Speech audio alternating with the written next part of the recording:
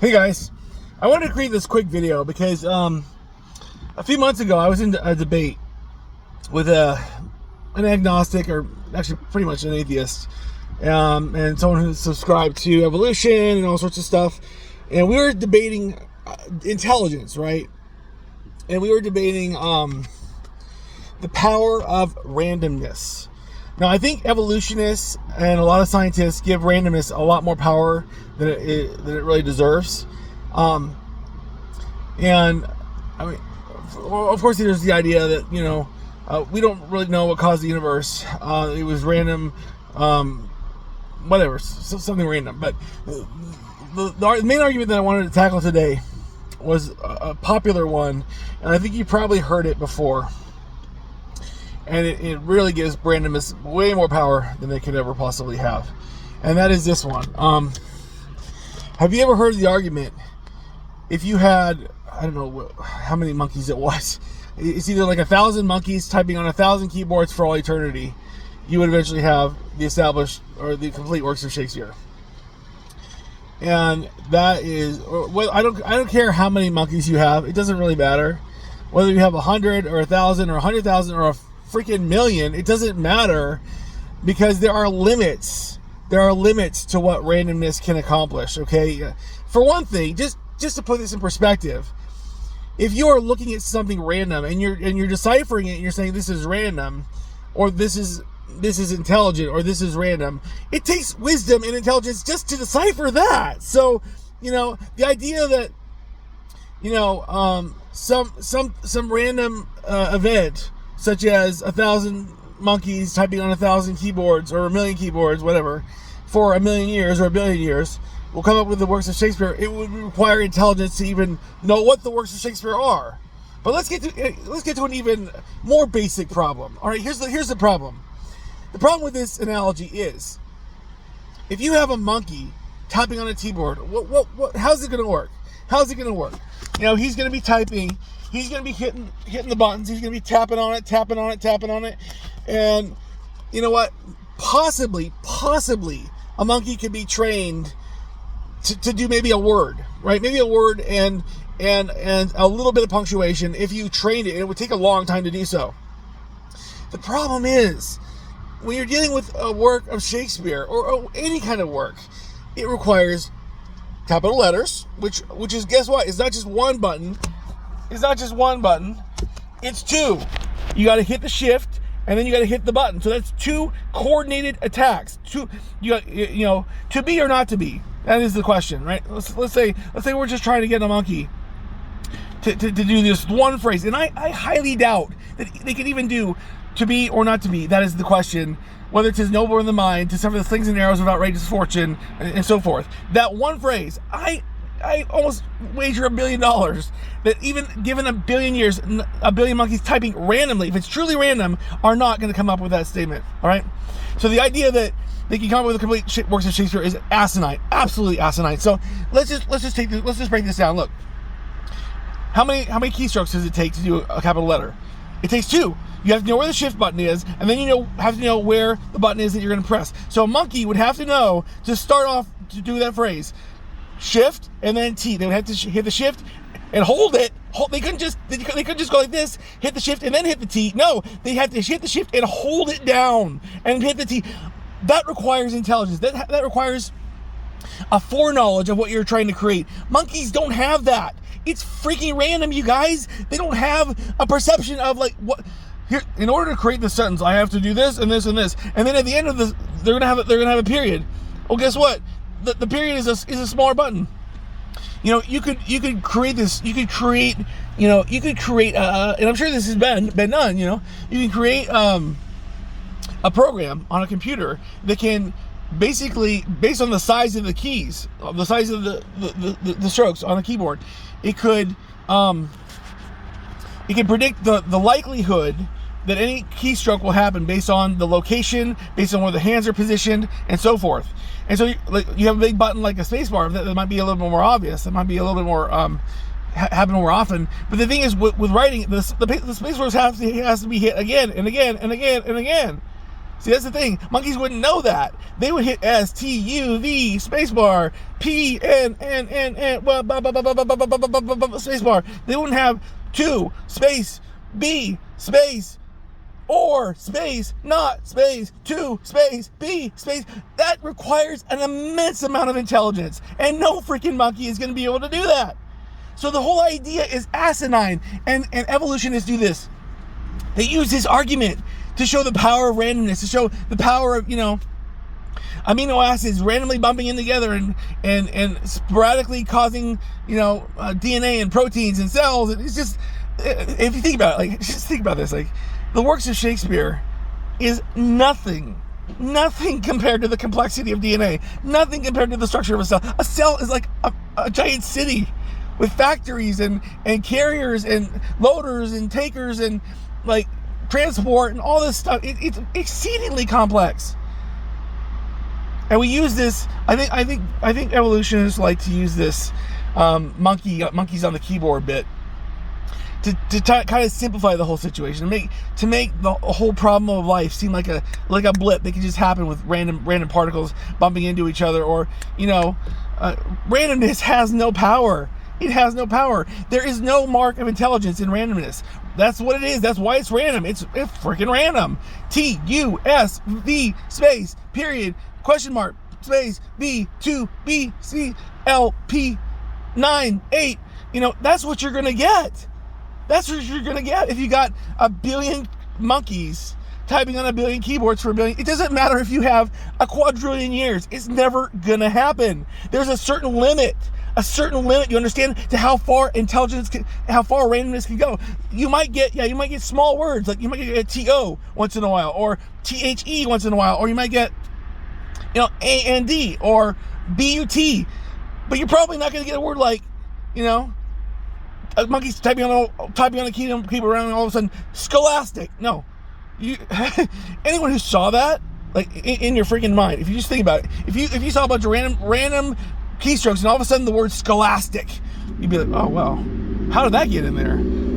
That must be a mark of intelligence, because you have intelligence. You are deciphering the intelligence within the randomness. That's the thing. It requires intelligence to decode intelligence, but it also requires intelligence to decode randomness. Either way, it requires intelligence.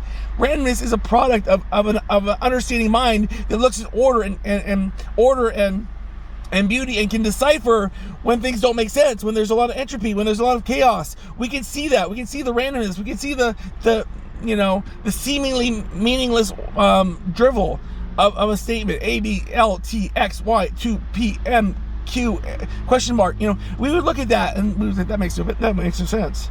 That doesn't make any sense. Because we're using our intelligence and we see the randomness, and we are decoding the randomness in that order. Okay? But so there's a huge difference between intelligence and randomness. And the power of randomness in science has been given way too much power. Way too much power. And I challenge any computer programmer to seriously take get a program and to program it to come up with letters on the keyboard, given a percentage of how likely it is for any individual keystroke to be hit by a monkey, or be hit by in a random fashion. And what you're going to get is, you're probably going to get a pretty overall, you're probably going to get a pretty overall, if you do that over a million billion years, you're probably going to get a pretty even stroke of every key. If it's totally random, you might get more. You might get more strokes on a bigger note, on a bigger key, like the spacebar or the shift or the caps lock. Something like this, like the period, will probably get less hits. So if you're thinking of it from a purely statistical perspective, you're going to get equal. You're going to get equal amounts of every keystroke, depending on how the size is.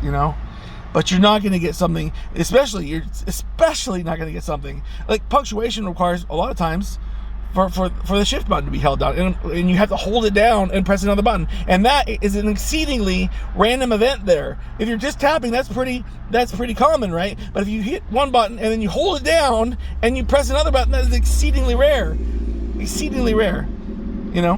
And so I challenge anyone to create that program, and I dare you to try and create just the basic line of Shakespeare: to be or not to be. That is the question. Try that and see if you can even come up with that phrase. Give it a billion tries. Give it a trillion tries. I don't know if you'll even get that, because you have to be fair. You have to be fair about how likely it is that you're going to hit the shift bar, and you have to know where the shift bar is first. I mean, a monkey press the A and hold it down, and then press the T, but that's not going to do it. That's not going to capitalize the letter. You have to hit the shift button and then press and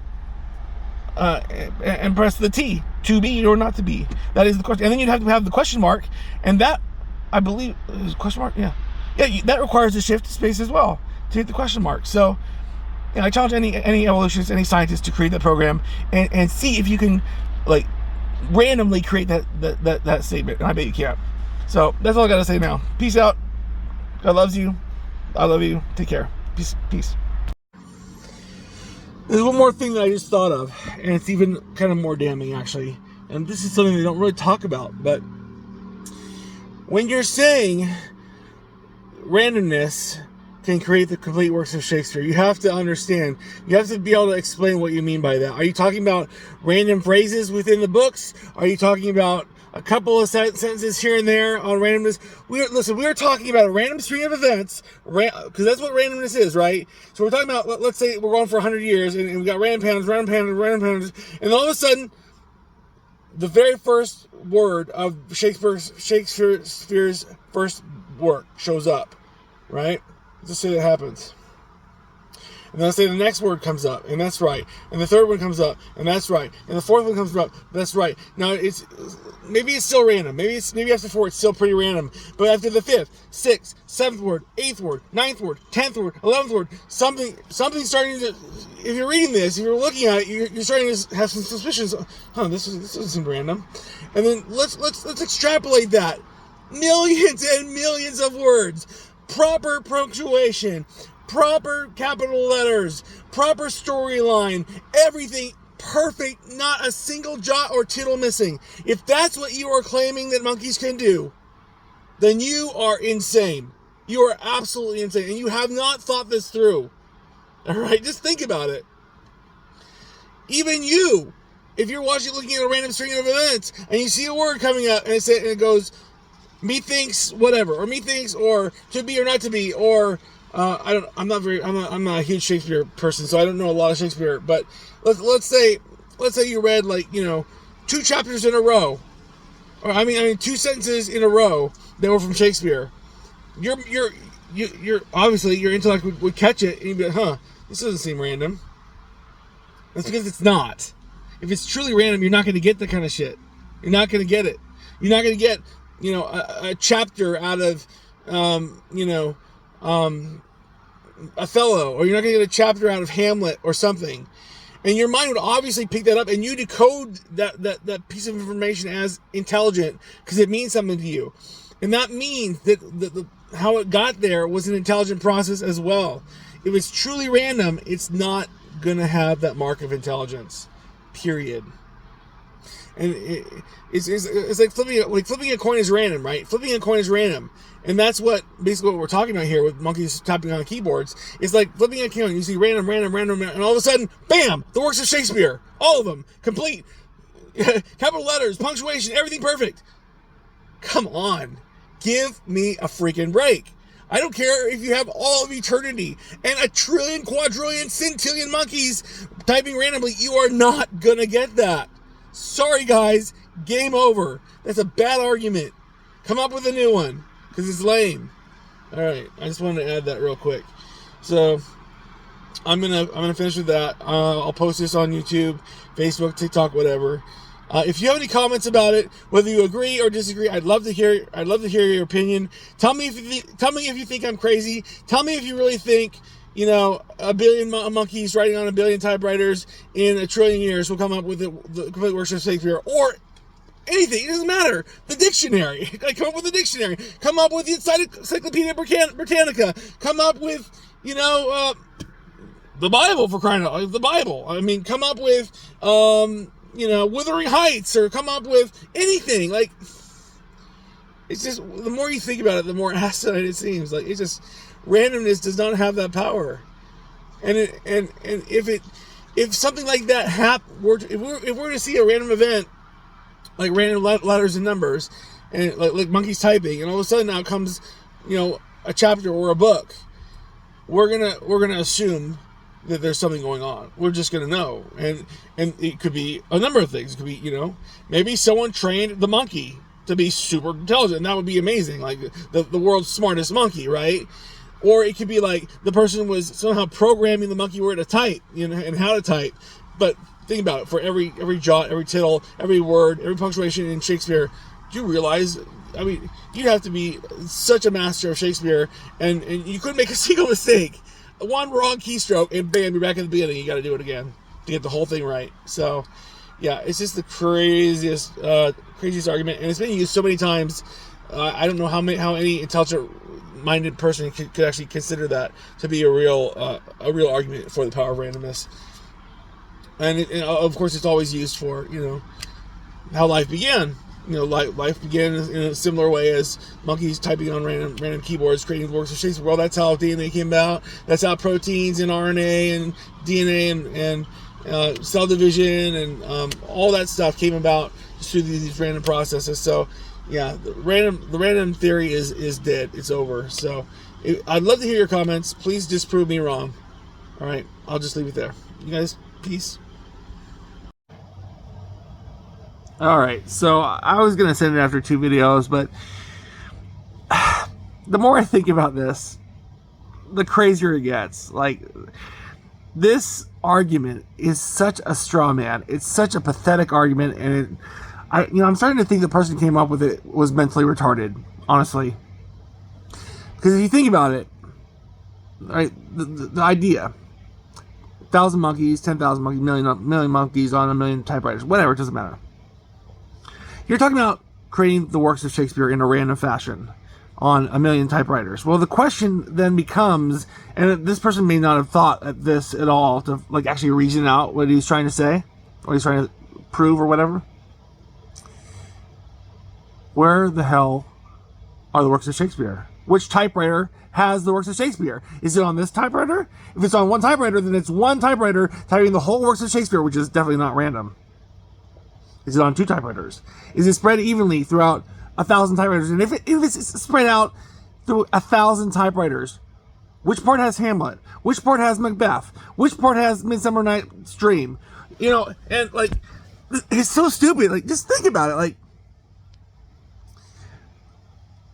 If monkeys are typing randomly on each keyboard, each typewriter, our assumption is that there's going to be some randomness on every typewriter. Every typewriter is going to have some randomness, right? If it's random, there has to be some randomness on every typewriter. So, where's Macbeth coming from? Where's Hamlet coming from? Are we getting 2% of Hamlet on one typewriter and then 7% on another typewriter? And is it in a row, or is it 1% on the first page and 3% on the 17 millionth page? Or are we talking about one typewriter having the first sentence of Macbeth and another typewriter having a paragraph of Macbeth? And the question is, who the hell is compiling this shit? Who's getting the pieces and putting them together into the freaking works of Shakespeare? It's freaking not a monkey. It's going to be a human being. Let's just say, I know it's not possible, but let's just assume. Let's assume that we can randomly create, through monkeys typing on typewriters, every single word in the complete works of Shakespeare. Every single one. Well, the question is, if you did that, they'd be out of order, right? Where's the punctuation? Where's the quotations? Where's the question marks? Where's the spaces? And if you're compiling all those words and putting them into one document, which is the complete works of Shakespeare, who's adding the punctuation? Who's adding the spaces? You either have to have the whole fucking thing on one freaking typewriter, or it's not going to work. And if it's all on one typewriter, it's not random, guys. It's not random. Oh my gosh, this is the worst argument. And it's used so persuasively. People think they're so smart. With monkeys can type 1,000 words, 10,000 monkeys on 10,000 typewriters, we can get the complete works of Shakespeare. We can do lots of other things with randomness. We can take random amino acids and throw them together billions of years and billions of years and get cells and proteins and DNA and RNA and friggin' livers and hearts and eyes and all this shit. I'm sorry. If that doesn't deliver the death knell to that stupid argument, I don't know what does. Like, I have buried this argument. There's nothing left to stand on this argument. This argument has a false premise from the beginning, and the premise is that you can create the works of Shakespeare. Well, you can't if it's more than one typewriter. If there's even more than one typewriter, it's not completely created. Like, you have to have a second element, which would be a human being, an intelligence, taking every different word on every different typewriter and somehow compiling them into one document that has the complete works of Shakespeare. And even if you did that, you'd still have to organize the punctuation and the question marks and everything in the exact, from the first work of Shakespeare to the last, from the first word in the first book of Shakespeare to the last period at the end of his last work. And you have to compile all that into one document from, who knows, millions of typewriters. That's not random. That's not random. That would require so much work for one human being, or a million human beings, to go to every typewriter and oh, there's methinks. Oh, there's, I think, therefore, no, let's see, Cart, what am I talking about? There's to be or not to be. And then it would be an impossible task. It would be an impossible task for the most brilliant human beings to do that. It would take them forever to do it. And think about this. It's such a simple thought. Take the smartest human being in the world. The smartest. Would the smartest human being in the world be able to start with the very first word of Shakespeare and write out the entire history, every single book, every single play of Shakespeare in order, in chronological order from the time that it was created? One person could never, ever do that, right? No one has that kind of brain power to memorize an entire work of Shakespeare. Not even a single book. I mean, you might be able to have the capacity to memorize a single book if you're brilliant. But the idea that you get the first row, the first letter to the period at the end of his last work, randomly, in one fell swoop, it would have to be on one typewriter. Otherwise, it's not in a row. It's not the works of Shakespeare. It's half the works of Shakespeare on this typewriter and half the works of Shakespeare on another typewriter, which it's still not random either way. So if you're still clinging to the hope that your random monkeys typing on typewriters can supply a perfect rendition of the entire works of Shakespeare from beginning to end, give it up. Give it up. It's done. It's dead. And in the same degree, your same knowledge, your same brilliant argument that, amino acids and chemicals and proteins bouncing around on each other in a prehistoric soup can, after billions of years, create the first living cell. Give it up. Just give it up. Because the first living cell is many, many times more complex. Many, many times more complex than all the works of Shakespeare. And so, yeah, people love to use that argument about the monkeys and typewriters to make the power of randomness, make the power that random numbers can do seem gargantuan, and it's not. Randomness can produce very, very little. Very, very little. So, having said that, I'm pretty sure I'm done. I think this is my last video. So I'm going to go ahead and wrap this up. I'm going to post the first, the second, and this third video. They'll be all in one row. And please do. No, if you are an evolutionist and you see this, if you're an atheist and you see this, and you think that the monkey theory still has some credibility, some possibility of being true, I'd love to hear your perspective. Please tell me. Set up the experiment for me. Tell me how you plan to extract the works of Shakespeare. Show me step by logical step, how you plan to extract the complete works of Shakespeare from a random set of information generated by billions of monkeys. I'd love to hear your theories. Tell me how. I'd love to know. All right. I've said my piece. Peace out.